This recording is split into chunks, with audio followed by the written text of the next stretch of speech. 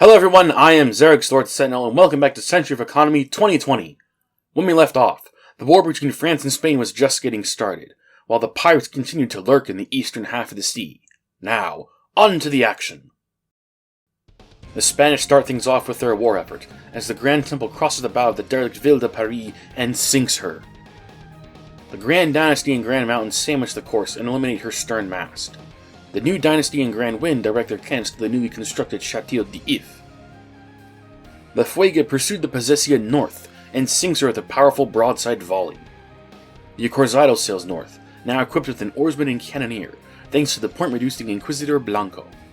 Multiple French warships are hiding in the fog bank in the middle. The Trinity and Ocean's Edge Acorazado watch this fog bank closely, ready to pounce should the French emerge. The Soleil Royal falls to the Volare and Galleon de Gibraltar. To the left, the Castille continues to fire away at the French trading port on Pride Rock. The Fuego is given an extra action and sails further north, around Kanohi Island, and uses her extended range cannons to bring St. Pierre down to 2 flags standing. The Spanish Whirlpool Squadron scrambles as they try to save themselves. The Viento Enfermo sails out of the logjam and attacks the Frenchmen from behind. Though badly damaged and engaged with the Valiente, the Guerrier Rain nonetheless assists the Sarine in destroying Puerto Blanco, making Sharktooth Island the nearest location for the Spanish to repair their ships. The Premier Republique sails broadside to the Fuego and brings her down to 1 mast standing. The Castille is double-teamed by the French, but neither ship is able to damage the Castille. The same cannot be said for the Celtic Fury. The Gaul has crossed her bow and eliminated another mast from the giant ship. Meanwhile, to the right, the Charlemagne has eliminated another mast from the Acorazado Nuevo. The Viento Enfermo has her last remaining mast eliminated by ramming. Sunlight falls on the Château d'If, while a war rages around it. The French victory may be short-lived, as hostile Spanish forces surround the fort on all sides. The Notre Dame repairs a mast at the fort, but things do not look good for her. La Course decides that the Mountain is a bigger threat of the 2 ships, and fires a full volley at her, eliminating 2 masts. The Petit Canon crosses the bow of the Hrothgar and eliminates her stern mast with a successful volley. The Guerrier Rain puts out her fire and dismasts the Valiente, reducing her to a burning hulk. At Bone Temple, the Charlemagne's fires spread, but she has been able to reduce the Acorazado Nuevo to a burning hulk as well.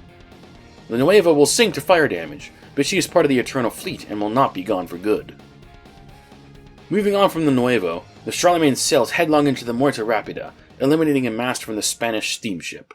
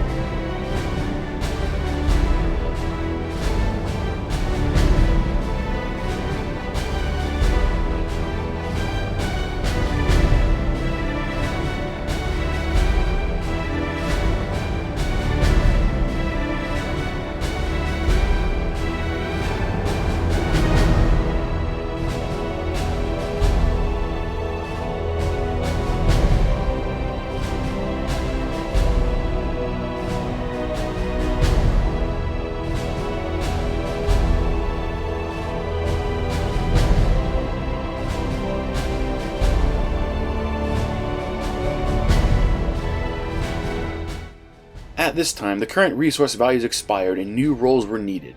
The dice were rolled, with a 5 coming up for duration and for value. This will make food and finished goods the most valuable resources on the sea. The Isabella explores a gold island and finds 4 unique treasures. Cannibals are a non-issue, and Jack's compass will surely be handy for a treasure runner.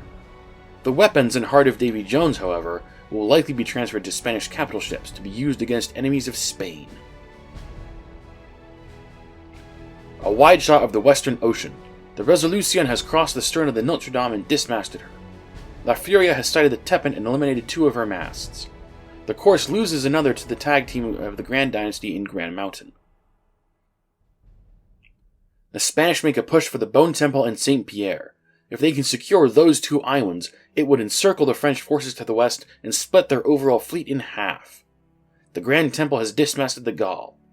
More Spanish ships can be seen just to the right, bringing serious firepower with them. Spanish forces at Voyanui are slowly making their way north toward the French home island. In the upper right, the Valar has blockaded the trading port on the Pathway Island, trapping all French ships there. To the left, the Castille engages the 2 Frenchmen who attacked her, but it's just as ineffective. The Obispo and Galleon de Gibraltar look to sail northwest, while the Muerte del Diablo sails to support the Valar. The trading port on Pride Rock is destroyed. This not only resets the resources of the island, but also robs the French of a place to repair and launch ships. The Obispo and Calavera del Diablo have contributed greatly to this Spanish success. To the left, the Superb has been brought down to 1 mast and is in a precarious position, with the Diablo flotilla just off of her port side. To the right, the Muerte has dismasted the Lion that was menacing the Castille. A wide shot of the Middle Ocean. With the trading port at Pride Rock destroyed, the Spanish have a clear path to the French home island. The Granada is already underway to the French home island, with reinforcements not far behind her.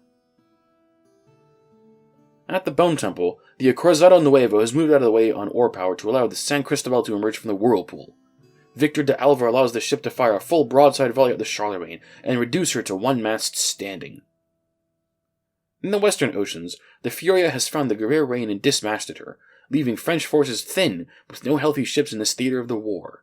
To the right, the Notre Dame has been captured by the El Leon. Sea space begins to open up on the north side of Sharktooth Island as ships are either sunk, moved out of the way, or make sail to the east. To the left, the hulk of the Notre Dame has been chain-towed back towards Sharktooth Island. The many French ships in the fog to the right have not been forgotten about, and a vigilant eye is kept on the fog in case the French re-emerge.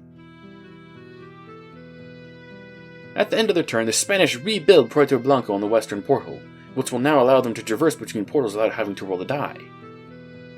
The French re-explore the island Saint Pierre is built on, finding ammunition, an Aztec medallion, smuggled goods, and a barrel of monkeys. The Granada is attacked ferociously and brought down to 1 mast standing. The Sabre attempts to sink the ship, but misses and does not even bring down the final mast. The Petite Dauphine takes advantage of the trees on the Bone Temple and repairs back to full health. The Lion makes a last effort to harm the Spanish and rams into the Muerte on oar power. Alas, no damage is done. The Genevieve and Unity sandwich the Castille. They eliminate the 2 masts from her, but also set the Muerte aflame. The Superb unloads her crew to Pride Rock, saving them from what seems to be an inevitable fate. Glory sinks the Algeciras, leaving the Diablo flotilla stranded where it is. The Charlemagne has few cannons left, but manages to set the Cristobal on fire. The Premier Republique leaves a trail of destruction in her wake, first eliminating 2 masts from the Trinity, then eliminating 3 from the Grand Temple. The Premier will be key to the remaining French forces in the area, especially in the defense of Paradis, its colony and Capitaine de la Flotte. Spanish ships are already beginning to make sail for Paradis with intent to destroy it.